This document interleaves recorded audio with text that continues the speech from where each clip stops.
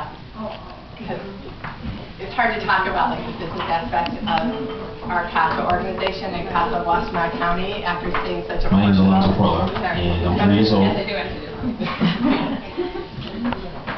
But I hope that gives you an idea of the personal impact, the individual impact of the program, because the program really is about one-on-one contact with children who are by far the most vulnerable in our community and in communities across the country. And that one-on-one advocacy, that one-on-one mentorship can have such a genuine and large impact on these individuals' lives, on these children's lives. And you might think, wow, once a week, a couple hours a week as a volunteer, it's stunning to think that that couple hours a week can really be the most consistent and connected person that many of these children have in their lives. But it is. It's that one consistent face, that one voice, that one honest relationship in their life that gives them perspective and gives them perhaps a vision of a different future. So that's what a CASA is. It stands for Court-Appointed Special Advocates.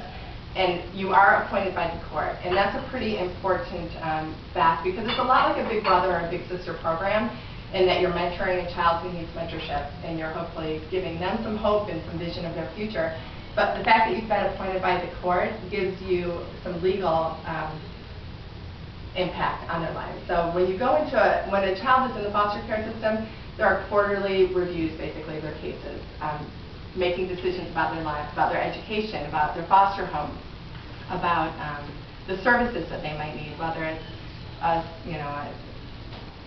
whatever services they might need, depending on what they've been through.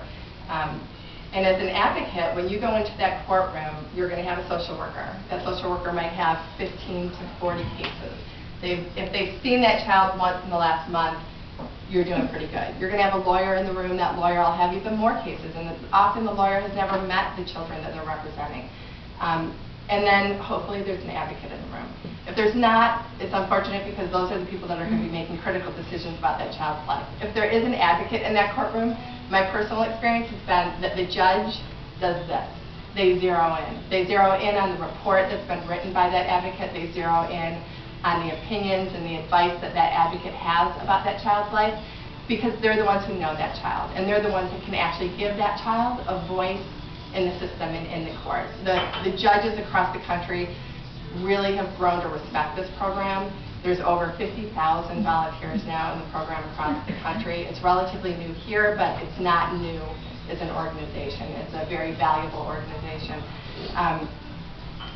So that's a CASA. That's what a CASA does, and I'm happy to answer any questions. The volunteer role it's a big role, and it's an important role, but there are so many other ways that you can help the organization. It doesn't need to be in that direct volunteer capacity. I did do that when I was in California. I have not had the opportunity to do it here because I've been active on the board, and unfortunately I just can't do both. But I'm anxious to get back to that role because it's a really rewarding role.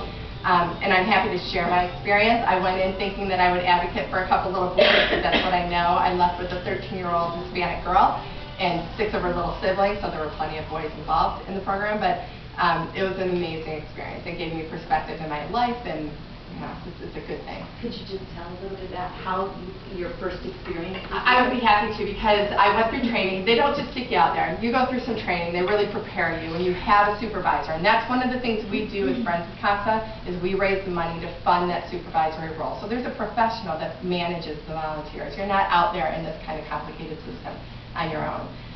And I went through the training, and I went to meet my social worker to pick my case, because you do have a lot of say in the case that you can choose to be on.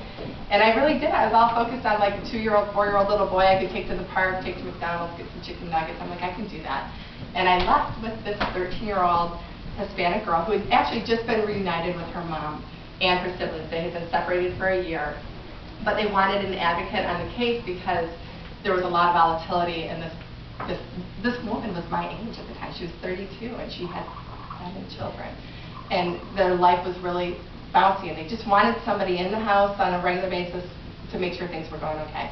And I thought, great, this will be a 1-year commitment.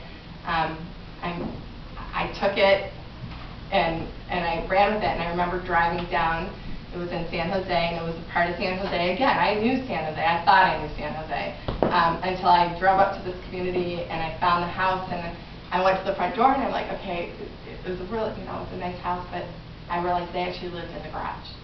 The garage had been converted into like a one-bedroom studio, and this was new to me. And so I went back there and I kind of knocked on the door, and the woman answered, and I said, I'm Nancy. I'm here to meet Regina.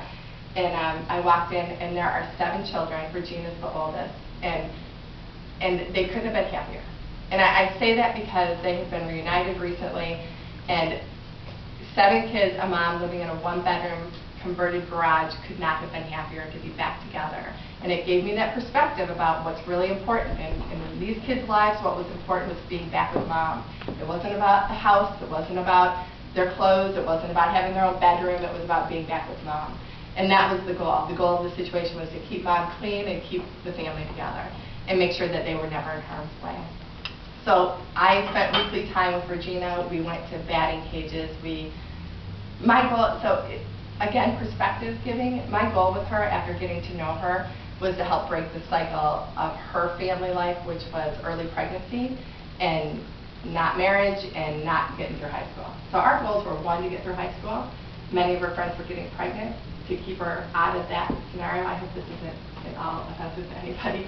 And just get her on the right track and get her into college, get her in the community. And she wanted it. She just didn't know how to get it. She just needed somebody to show her, 1, it was doable. She was stunned that my husband was at home with our children so that I could spend time with her. That's not something she knew. It wasn't part of her world. It was just, so the little exposure she got to my world and my life gave her a different vision for potentially her life. And it sounds, I didn't even know many of the ways I was impacting her just by getting to know her. And the way she was impacting me was even greater. So that was kind of my first experience. And then of course I got to know all her little siblings, and we celebrated birthdays. And it's not about, I wasn't there to provide gifts at Christmas or birthday presents or any of those things. That was not my role. My role was, 1, to be in the court advocating for those kids. And if that meant being with mom, that was being with mom. If it meant not being with mom, that was also my job. To go in and say, you know what, mom's not, it's too risky. I don't think this is a healthy environment for the kids. I was in a good position that I didn't have to say that. But sometimes you do. And your role is not to support the foster parents. It's not to support the parents. It's not to support anybody else on the case. It's really to advocate for the child. That's the role. And you're their voice, and you're their friend. And I learned that in that process, because I wanted mom to succeed. She was my age, and in many ways I became her mentor. Probably shouldn't have, but but I had to remind myself occasionally that I was really there for Regina, and that was my first experience. Yeah. What happened to Regina? Did she end up going? Do you know? She was in community college. I don't know recently, like in the last couple of years. Right. Unfortunately, sadly, mom did relapse, and the youngest of the kids went out for adoption. I know that sounds horrible, but in my heart, I kind of think it was probably in the best interest of those kids, and they probably are good because of it. She just wasn't equipped, to raise them. She wasn't, that was almost an impossible situation to put her in to do it. But getting... And how much training did you get in the beginning? In the beginning, I had 12 weeks, once a week for about 3 hours. And our training is very similar. For people who want to do it. And then you do ongoing training twice a year where we have speakers come in and we just learn more about the program, or the judges come and visit.